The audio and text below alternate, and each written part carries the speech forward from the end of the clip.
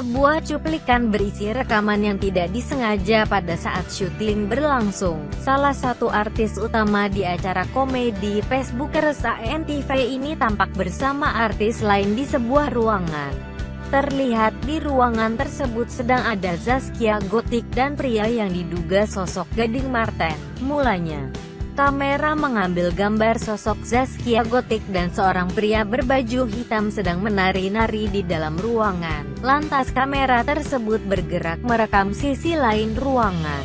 Tampak sosok Ayu Ting Ting sedang mengenakan baju putih dengan celana ripet jeans duduk di kursi. Sebuah kursi lain di depan Ayu diduduki oleh seorang pria berbaju hitam dan kenakan topi abu.